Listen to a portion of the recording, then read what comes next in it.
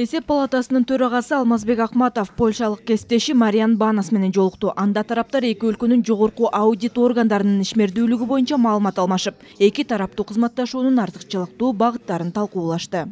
Биз Кыргыз Республикасынын эсептөө палатасы 2021 жылдан баштап эл аралык стандартты аудит өткөнбүз. Бул стандартты мындан ары өнүктүрүүгө ушул Польша Республикасынын жогорку контролдоо палатасынын тажрыйбасы жана тарыхы чоң болот. Анткени булардын контролдоо палатасы 1917 жылы түзүлгөн. Бир кылымдан аш чоң тажрыйбасы бар. Биз дагы ошол тажрыйбасынан алып, биз дагы ошо эл аралык стандартка өтүүгө ынтызарбыз. Мариан Банас өз сөзүндө Кыргызстан менен Польшанын эсеп палаталарынын кызматташтыгы эки тараптуу мамилелерди чыңдоого жана өнүктүрүүгө негиз болоорун белгиледи. Ошондуктан кызматташуу жөнүндө макулдашууга, ошондой эле жогорку аудит органдарынын отчеттуулугу боюнча глобалдык демилгенин алкагындагы 3 тараптуу документке кол коюлду.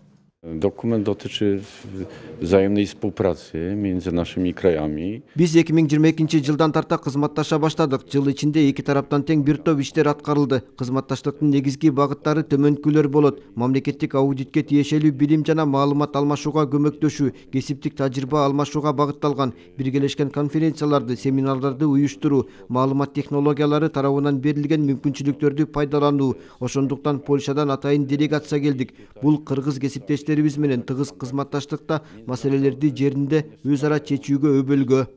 Маалыматтык технологиялар доорунда тараптар аудиттин эл аралык стандартына ылайык методологиялык базаны ишке киргизүү жана өркүндөтүү маселелерин талкуулашты. Бул замандан артта калбай, кызматкерлерди окутуп, санариптештирүү аркылуу аудит процессин өркүндөтүүгө өбөлгө болот.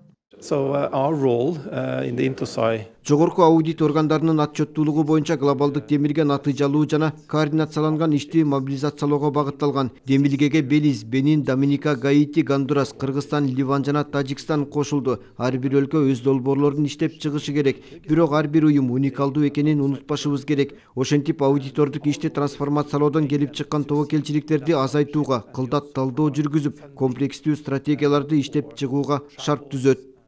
Жолугушуунун соңунда Алмазбек Акматов эки өлкөнүн эсеп палаталарынын ортосундагы өз ара пайдалуу жана жемиштүү кызматташтыкты мындан ары да бекемдөөгө жана өнүктүрүүгө ишенимин билдирди.